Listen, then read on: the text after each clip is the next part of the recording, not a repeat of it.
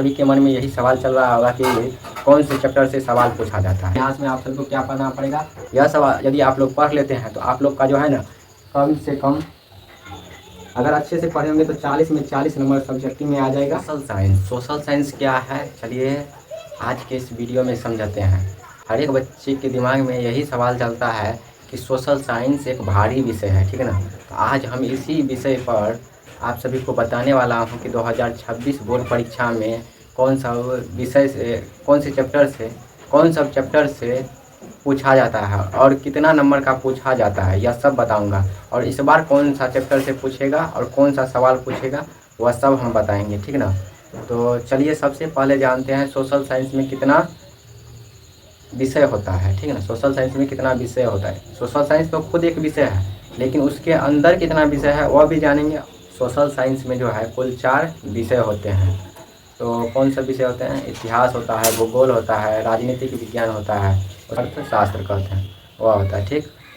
उसके बाद अब इन सभी इतिहास से कौन से चैप्टर से पूछा जाएगा यह सब अभी देखने वाले हैं, ठीक ना। आज के इस वीडियो में जो है सोशल साइंस के कौन से विषय से कौन से चैप्टर से क्या पूछा जाएगा वही देखने वाले हैं। तो देखिए हिस्ट्री से जो है यानी इतिहास से जो है 10 अंक का पूछा जाता है, भूगोल से 10 अंक का पूछा जाता है, राजनीतिक विज्ञान से 10 नंबर का पूछा जाता है, अर्थव्यवस्था से भी 10 नंबर का पूछा जाता है। कितना नंबर का पूछा जाता है, 10 नंबर का, ठीक है ना। आप सभी को बात समझ में आ रहा है। इतिहास से कितना नंबर का पूछा जाता है तो 10 नंबर का पूछा जाता है। भूगोल से कितना नंबर का पूछा जाता है तो 10 नंबर का पूछा जाता है। राजनीतिक विज्ञान से पूछा जाता है 10 नंबर का। अर्थव्यवस्था से पूछा जाता है 10 नंबर का। अब टोटल जोड़ेंगे तो कितना नंबर आता है, 10 plus 10 plus 10 plus 10 equal to 40 आ रहा है, ठीक। 40 जो है आपका सब्जेक्टिव हो रहा है और 40 नंबर का ऑब्जेक्टिव, ठीक ना। 40 नंबर का यह क्या हो गया, सब्जेक्टिव हो गया, सब्जेक्टिव। यही फिर 40 नंबर का जो है ऑब्जेक्टिव। क्या हुआ, 40 नंबर का सब्जेक्टिव और 40 नंबर का ऑब्जेक्टिव पूछा जाता है, ठीक।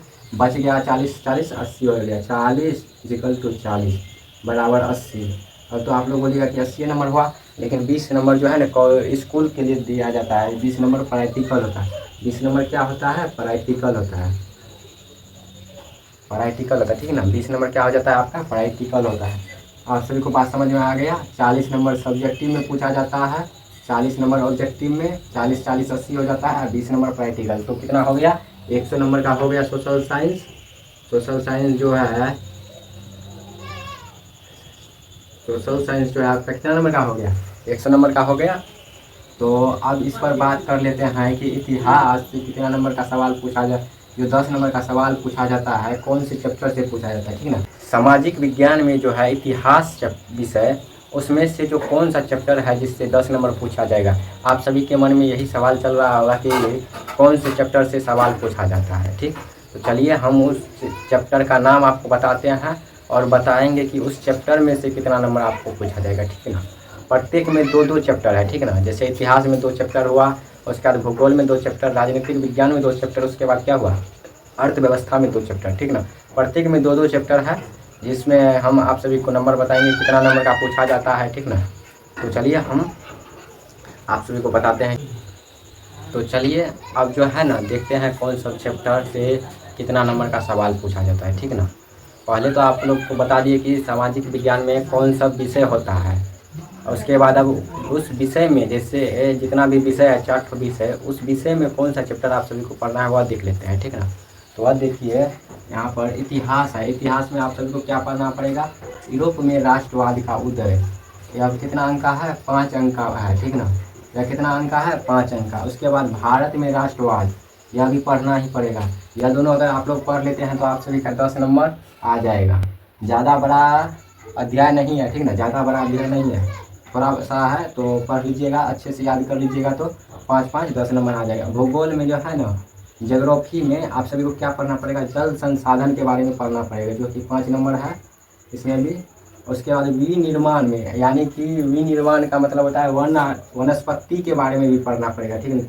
इसमें जो है ना वनस्पति मतलब कि चिपको आंदोलन हो गया, ये सब जो है ना इसी में पढ़ना पड़ेगा, भूगोल में ही पढ़ना पड़ेगा कि चिपको आंदोलन में महिलाएं क्या कर रही थी, ठीक ना।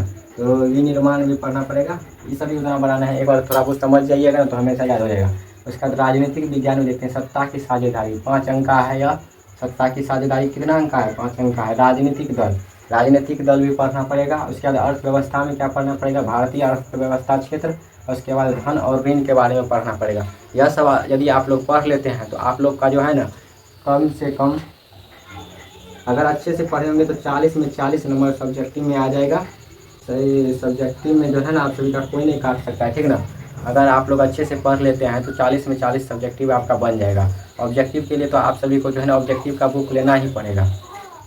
तो अब मैं आशा करता हूँ कि आप सभी को जो है ना सामाजिक विज्ञान में कोई भी भय नहीं होगा। यह वीडियो आप सभी को कैसा लगा कमेंट करके ज़रूर बताइएगा। धन्यवाद।